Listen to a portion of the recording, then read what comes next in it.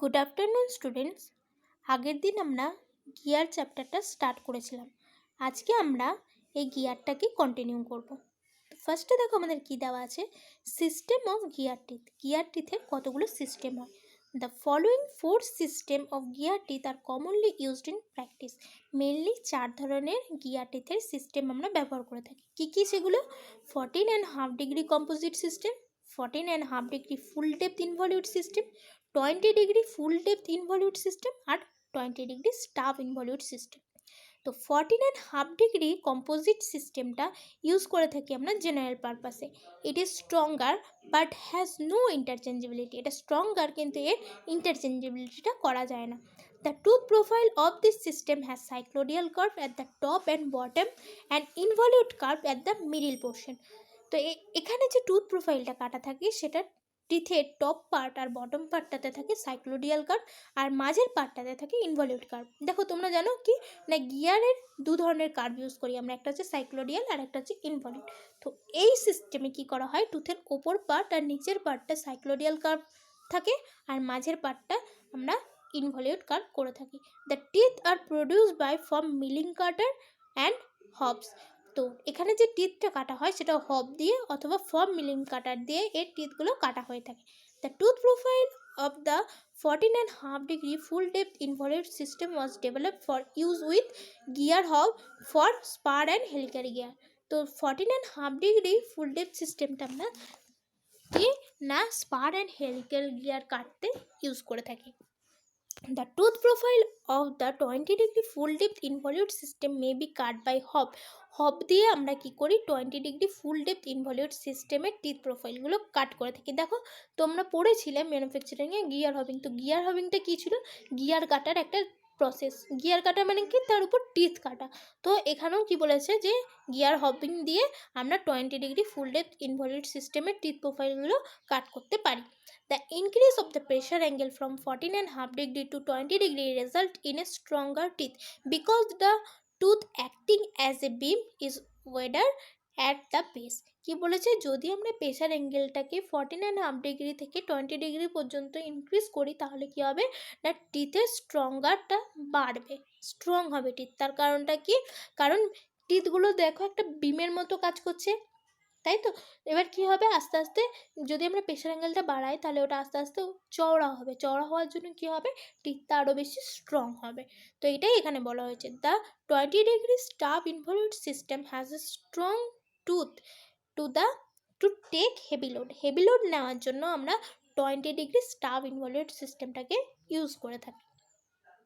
এরপরে দেখো একটা চার্ট দেখতে পাচ্ছি আমরা। এই চার্টটা কিসের chart, standard proportion of gear system. Gear সিস্টেমের কিছু স্ট্যান্ডার্ড ভ্যালু এখানে দেওয়া আছে, বা বলতে পারো কিছু ফর্মুলা দেওয়া আছে। কিসের ফর্মুলা, দেখো addendum, dedendum, working depth, minimum total depth, tooth thickness, এর ফর্মুলাগুলো দেওয়া আছে। যখন আমরা 14.5 degree composite or full depth involute system use করব তখন কি ফর্মুলা তার, 20 degree full depth involute system যখন ইউজ করব তখন তার কি ভ্যালু হবে, 20 ডিগ্রি স্টাব ইনভলিউট সিস্টেম যখন ইউজ করব তখন তার ফর্মুলা কী হবে, তার একটা ছক দেওয়া আছে। যেমন দেখো অ্যাডেন্ডামটা কি দেওয়া আছে, 14.5 degree composite or full depth involute সিস্টেমের ক্ষেত্রে এর ফর্মুলাটা হয়ে থাকে 1m। এমটা কি, এমটা হচ্ছে মডিউল। মডিউলটা কি, দেখো আগের দিন আমরা পড়েছিলাম, মডিউল হচ্ছে ratio of the pitch circle diameter in mm to the number of teeth. Pitch circle diameter আর টিথের মধ্যে যে রেশিও সেটাকে আমরা বলে থাকি মডিউল। তো এর ফর্মুলাটা অ্যাডেন্ডামের কি হচ্ছে 1m। 20 degree full depth involute সিস্টেমেও এর ফর্মুলা হচ্ছে 1m, আর 20 ডিগ্রি স্টাব ইনভলিউট সিস্টেমে কি আছে 0.8m। তো এমনি করে দেখো ফর্মুলাগুলো সব দেওয়া আছে। তো এই ফর্মুলার এই চার্টটা তোমাদেরকে মুখস্থ করতে হবে ডিজাইনের জন্য, ঠিক আছে। এরপরে দেখো আছে minimum number of teeth on the pinion in order to avoid interference যাতে না হয় তার জন্য পিনিয়নের উপর কতগুলো মিনিমাম নাম্বার অফ টিথ রাখা উচিত তারও একটা আমরা দেখতে পাচ্ছি এখানে একটা চার্ট দেওয়া হয়েছে। এখানে কি দেওয়া আছে দেখো, 14.5 ডিগ্রি যদি আমরা কম্পোজিট সিস্টেমটাকে ইউজ করি তাহলে পিনিয়নে আমরা মিনিমাম টিথ কতগুলো কাটবো, 12টা। যদি 14.5 degree full depth involute system use করি তাহলে এর ভ্যালু হয়ে যাবে 32। 20 ডিগ্রি যদি আমরা ফুল ডেপথ ইনভলিউট সিস্টেম ইউজ করি তাহলে এর ভ্যালু হবে 18, আর যদি 20 degree stub involute system use করি তাহলে মিনিমাম নাম্বার অফ টিথ পিনিয়নের উপর থাকবে কতগুলো? 14। ঠিক আছে, তো এই চারটা মুখস্থ করবে। এছাড়াও একটা ফর্মুলা আছে যেটার সাহায্যে আমরা কি করতে পারি, পিনিয়নে মিনিমাম নাম্বার অফ টিথ কতগুলো রাখা উচিত সেটা ক্যালকুলেট করতে পারি। তো টিপিটা এখানে হচ্ছে minimum number of teeth on পিনিয়নে কতটা মিনিমাম নাম্বার অফ টিথ রাখা উচিত ইজিক্যাল টু, দেখো ফর্মুলাটা এখানে দেখতে পাচ্ছি কী দেওয়া আছে, 2 × AW বাই হচ্ছে কি জি, ব্র্যাকেটের মধ্যে দেখো দেওয়া আছে √1 + 1/g, ব্র্যাকেটে 1/g + 2, ব্র্যাকেট ক্লোজ করে sin স্কোয়ার 5 - 1। তো এখানে AWটা হচ্ছে ফ্র্যাকশন যেটা মডুলের উপর ডিপেন্ড করে। জিটা কি? জিটা হচ্ছে gear ratio or velocity ratio. Gear ratio কি? এটা হচ্ছে ratio of the number of teeth on the gear to that on the pinion, মানে গিয়ারে কতগুলো নাম্বার অফ টিথ আছে বাই পিনিয়নে কতগুলো নাম্বার অফ টিথ আছে তাদের রেশিওই হচ্ছে gear ratio. Gear ratio equal to TG/TP। আর ভেলোসিটি রেশিও কি? ভেলোসিটি রেশিও হচ্ছে ratio of the angular velocity of the follower to the angular velocity of the driving gear. ফলোয়ারের কতটা ভেলোসিটি বাই হচ্ছে ড্রাইভিং গিয়ারের কতটা ভেলোসিটি, তাদের মধ্যে যে রেশিও সেটাই হচ্ছে ভেলোসিটি রেশিও, যেটা আমরা বলে থাকি DG/DP। আর ফাইটা কি? ফাইটা হচ্ছে আমাদের প্রেশার অ্যাঙ্গেল। এরপর আসছি কিসে, দেখো গিয়ার মেটেরিয়াল, কোন কোন মেটেরিয়াল ইউজ করা হয় গিয়ারে। তো the material used for the manufacture of gears depending upon the strength and service condition like wear, noise, etc. আমরা গিয়ার মেটেরিয়ালটাকে কিভাবে চুজ করব না, গিয়ারে কতটা স্ট্রেংথ থাকা উচিত এবং তার সার্ভিস কন্ডিশনের উপর। সার্ভিস কন্ডিশন মানে যাতে ওটা ওয়্যার না হয় বা নয়েজ ক্রিয়েট না করে তার উপর ডিপেন্ড করে আমরা গিয়ার মেটেরিয়ালটাকে চুজ করব। এটা মেটালিকও হতে পারে, নন মেটাল দিয়েও কি করতে পারি আমরা গিয়ার তৈরি করতে পারি, বা গিয়ার মেটেরিয়াল হিসেবে আমরা নন মেটালও ইউজ করে থাকতে পারি। তো মেটাল কোন কোনগুলো ইউজ করি? কাস্ট আয়রন, স্টিল, ব্রোঞ্জ, এগুলো দিয়ে আমরা গিয়ার তৈরি করি। আর নন মেটাল হিসেবে কি কোনগুলো ইউজ করি না, লাইলন ইউজ করতে পারি, উড ইউজ করতে পারি। তো এগুলো দিয়েও আমরা গিয়ার ম্যানুফ্যাকচার করতে পারি। এরপরে দেখো কি আছে, এরপর আছে design consideration for a gear drive. Gear drive যদি আমরা ডিজাইন করতে যাই তাহলে আমাদের কী কী কনসিডার করা উচিত। 1 নম্বর, দেখো আমাদের যে ডাটাগুলো দেওয়া থাকে বা দিয়ে আমরা ডিজাইনটা করে থাকি সেগুলো হচ্ছে the power to be transmitted, কতটা পাওয়ার ট্রান্সমিট হচ্ছে, the speed of the driving gear, the speed of the driven gear, the centre distance. এগুলো আমাদের কি করতে হয়, ডিজাইনে কনসিডার করে ডিজাইনটা করতে হয়। এরপরে দেখো কিছু ফলোয়িং রিকোয়ারমেন্টস দেওয়া আছে যেটা আমাদের গিয়ার ড্রাইভ ডিজাইন করতে গেলে সেই রিকোয়ারমেন্টগুলো থাকা দরকার হয় বা যেগুলো লাগে। কি আছে দেখো, the gear teeth should have sufficient strength so that they will not fail under static loading or dynamic loading during normal running condition. Normal running কন্ডিশনে যদি গিয়ারের উপর স্ট্যাটিক লোডিং বা ডাইনামিক লোডিং পড়ে তাহলে যেন গিয়ারটা ফেল না করে, তার মধ্যে সেই সাফিসিয়েন্ট স্ট্রেংথ থাকা উচিত। The gear teeth should have wear characteristics so that their life is satisfactory. The use of space and materials should be economical. The alignment of the gear and deflection of the shaft must be considered because they affect on the performance of the gears. The lubricant of the gear must be satisfactory. তো এই রিকোয়ারমেন্টগুলো থাকা উচিত। এরপরে দেখো the beam strength of the gear teeth Lewis equation. আমরা এবার কি করব, গিয়ার টিথের স্ট্রেংথটা বিম স্ট্রেংথটা আমরা বার করব। যে ফর্মুলাটা দিয়ে বার করব সেটাই হচ্ছে লুইস ইকুয়েশন। বিজ্ঞানী লুইস একটা ফর্মুলা দিয়েছিলেন, যে ফর্মুলাটাকে আমরা বলছি লুইস ইকুয়েশন। তো এই ইকুয়েশনটা এবার কী করবো, আমরা ড্রাইভ করব বা ফর্মুলাটা কি সেটা আমরা দেখব। তো দেখো ফিগারটাতে কি দেওয়া আছে, ফিগারটাতে দেখো WNটা হচ্ছে আমাদের নর্মাল লোড যেটা টিথের উপরে পড়ছে, WRটা হচ্ছে আমাদের রেডিয়াল লোড, আর WTটা হচ্ছে আমাদের ট্যানজেনশিয়াল লোড পড়ছে। স্মল টিটা কি, স্মল টিটা হচ্ছে আমাদের টিথের থিকনেস। বিটা কি, বিটা হচ্ছে আমার উইথ, কতটা উইথ টিথের। আর এইচটা কি, এইচটা হচ্ছে লেন্থ অফ দ্য টিথের লেন্থ। ঠিক আছে, এরপরে দেখো আমরা বলতে পারি কি W T is equal to W N cos theta. কারণ দেখো ডাব্লু এনটাকে যে রেজলিউশন করছে দুটো কম্পোনেন্ট, একটা হচ্ছে ডাব্লু আর একটা হচ্ছে ডাব্লু টি। তো ডাব্লু এন তার cos component is equal to হচ্ছে ডাব্লু টি, আর ডাব্লু এন এর সাইন কম্পোনেন্টটা কি ডাব্লু আর। তো আমরা বলতে পারি W R is equal to হচ্ছে ডাব্লু এন সাইন থিটা, আর W T is equal to হচ্ছে ডাব্লু এন কস থিটা। ঠিক আছে, এরপরে দেখো এখানে দেখো কি বলেছি, consider each tooth as a cantilever beam loaded by a normal load as shown in figure. যেটাই বললাম আমি তোমাদেরকে যে টিথগুলোকে ক্যান্টিলিভার বিম হিসেবে ধরে এর মধ্যে যে লোডটা পড়ছে ডাব্লু এন সেটা হচ্ছে নর্মাল লোড।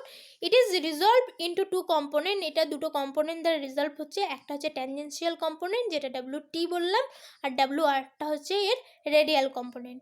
এরপরে ডাব্লু আরটা কীভাবে পড়ছে, পারপেন্ডিকুলার পড়ছে, আর ডাব্লু টিটা কীভাবে পড়ছে, প্যারালি পড়ছে বা হরাইজেন্টালি পড়ছে, তাই তো। The tangential component W T induces a bending stress which tends to break the tooth. দেখো ডাব্লু টিটা এমনভাবে পড়ছে যার জন্য কি হতে পারে, বেন্ডিং কাজ করতে পারে, এই বেন্ডিংয়ের জন্য কি হতে পারে, এটা ফেল করতে পারে। আর ডাব্লু আরটা দেখো রেডিয়াল ডিরেকশনে যেটা পড়ছে ওটার জন্য কি আসতে পারে, কম্প্রেসিভ স্ট্রেস আসতে পারে, কিন্তু এই কম্প্রেসিভ স্ট্রেসের ভ্যালুটা খুবই কম হয় যার জন্য এটাকে আমরা নেগলেক্ট করতে পারি। Hence the bending stress is used as the basis for design calculation. The critical section or the section of maximum bending stress may be obtained by drawing a parabola through A and the tangential to the tooth curve at B and C. This parabola as shown dotted in figure. দেখো এটা যেখানে কাজ করছে সেটা হচ্ছে A, B R C এর মধ্যে। দেখো প্যারাবোলা একটা কার্ভ রয়েছে ডটেড লাইন দিয়ে যেটা দেখানো হচ্ছে, এই অংশটাতে বেন্ডিং স্ট্রেস কাজ করবে, যার জন্য এর ফর্মুলা কি দেখো sigma B is equal to sigma W. Sigma W মানে কি ওয়ার্কিং স্ট্রেস, দেখো এখানে এই ওয়ার্কিংটাই কাজ করছে, এই স্ট্রেসটা কাজ করছে বেন্ডিং, যেটাকে আমরা ধরে নিয়েছি ওয়ার্কিং স্ট্রেস। তো sigma B is equal to sigma W is equal to M into Y by I, কারণ আমরা বেন্ডিং ইকুয়েশন থেকে আমরা এটা জানি M by I sigma by Y E by R, তো এটা আমরা ওখান থেকেই পেয়েছি। এরপরে দেখো মুভমেন্টটা তাহলে কত কাজ করছে, ম্যাক্সিমাম মুভমেন্টটা যে কোন সেকশনে কাজ করছে, বিসিতে কাজ করছে। তো বিসিতে আর কি কাজ করছে, ডাব্লু টি লোড পড়ছে ইন্টু ডিস্টেন্স কতটা এইচ, তো ডাব্লু টি ইন্টু এইচ। আর ওয়াই এর ভ্যালুটা কত, ওয়াই এর ভ্যালুটা হচ্ছে টি বাই টু, আর আইটা কি, আইটা হচ্ছে মুভমেন্ট অফ ইনার্শিয়া, কত ওটা 1/12 ইন্টু বি ইন্টু টি এর কিউব। তো এই ভ্যালুগুলো যেগুলো পেলাম এগুলো যদি এবার আমরা এই ইকুয়েশনে বসাই তাহলে আমরা কি পাচ্ছি, sigma W is equal to W T into H into T by two by হচ্ছে বি ইন্টু টি এর কিউব বাই 12। তো এখান থেকে পাচ্ছি W T is equal to sigma W into B into T square by 6h। তো এখান থেকে আমরা ফর্মুলাটাকে যদি আরও ভালো করে ড্রাইভ করি তাহলে আমরা পাই W T is equal to sigma W into B into PC into Y. পিসিটা কি, সার্কুলার পিচ, সার্কুলার পিচের ফর্মুলা আমরা আগের দিন কি পেয়েছি, পাই ইন্টু এম, এম মানে কি ডি বাই টি, তো pi into D by T, তো pi into D by T মানে পাই এম, তো পিসির জায়গায় আমরা বসাতে পারি পাই এম। তো এখন ফর্মুলাটা কি হলো, sigma W into B into pi M into Y, যেখানে ওয়াইটা কি, ওয়াইটা হচ্ছে লুইস ফর্ম ফ্যাক্টর, ঠিক আছে, এটা একটা ফ্যাক্টর। আর ডাব্লুটিটা কি, ডাব্লুটিটা হচ্ছে আমাদের ট্যানজেন্সিয়াল লোডটা। এবার এই ওয়াইয়ের ভ্যালুগুলো দেখো দেওয়া আছে, যদি আমাদের 14.5 degree composite and full depth involute system use করি তাহলে এর ওয়াইয়ের যে ফর্মুলা সেটা হচ্ছে 0.124 মাইনাস 0.684 বাই টি। যদি আমরা 20 degree full depth involute system use করি তাহলে এর ভ্যালুটা হয়ে যায় 0.154 মাইনাস 0.912 বাই টি। আর যদি 20 ডিগ্রি স্টাফ সিস্টেম নিই তাহলে হয়ে যাবে ওয়াইয়ের ভ্যালুটা 0.175 মাইনাস 0.841 বাই টি। তো এই যে ফর্মুলা, এই ফর্মুলাগুলোকে মুখস্থ করবে, ঠিক আছে। এরপর আসছি permissible working stress for the gear teeth. আমরা সিগমা ডাব্লুটা কি পেলাম, সিগমা ডাব্লুটা পেলাম পারমিসেবল ওয়ার্কিং স্ট্রেস। এরপর যদি এখানে স্ট্যাটিক স্ট্রেসটা যেহেতু কাজ করে সেজন্য সেই সিগমা ডাব্লুর ভ্যালুটা কি হয়ে যায়, sigma W is equal to হয়ে যায় allowable static stress into velocity factor. দেখো এখানে লেখা আছে the permissible working stress in the Lewis equation depend upon the material for which an allowable static stress may be determined. The allowable static stress is the stress at the elastic limit of the material. মেটেরিয়ালের elastic limit অবধি যে স্ট্রেসটা কাজ করছে সেটাই হচ্ছে আমার allowable static stress, যেটাকে আমরা বেসিক স্ট্রেসও বলে থাকি। ঠিক আছে, in order to account for the dynamic effect which becomes more severe as the pitch line velocity increases, the value of sigma 0 is reduced. Pitch line velocity মানে কি?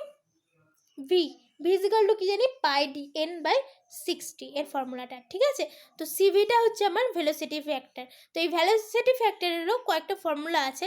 দেখো যদি আমরা অর্ডিনারি গিয়ার কাট ইউজ করি এবং ভেলোসিটিটা যদি up to 12.5 metre per সেকেন্ডের মধ্যে থাকে, তাহলে এই সিভির ফর্মুলাটা হয়ে যায় 3/3 প্লাস ভি। এই ভিটা হচ্ছে পিচ লাইন ভেলোসিটি, যেটা বললাম পাই dn বাই 60 হয়। ঠিক আছে, যদি কেয়ারফুলি কাট গিয়ার যদি আমরা ইউজ করি এবং ভেলোসিটিটা যদি 12.5 মিটার পার সেকেন্ডের মধ্যে থাকে, তাহলে তার ফর্মুলা হবে 4.5 বাই 4.5 প্লাস ভি। ওটা অর্ডিনারি কাট গিয়ার ছিল আর এটা কেয়ারফুলি কাট গিয়ার। ঠিক আছে, ভেলোসিটিটা একই, কিন্তু ওটা ছিল অর্ডিনারি কাট গিয়ার আর এটা আছে কেয়ারফুলি কাট গিয়ার। এরপর যদি আমরা very accurately cut and ground metallic gear use করি এবং ভেলোসিটিটা যদি 20 মিটার পার সেকেন্ডের মধ্যে থাকে, তাহলে এর ফর্মুলাটা হবে 6/6 প্লাস ভি। ভিটা কি?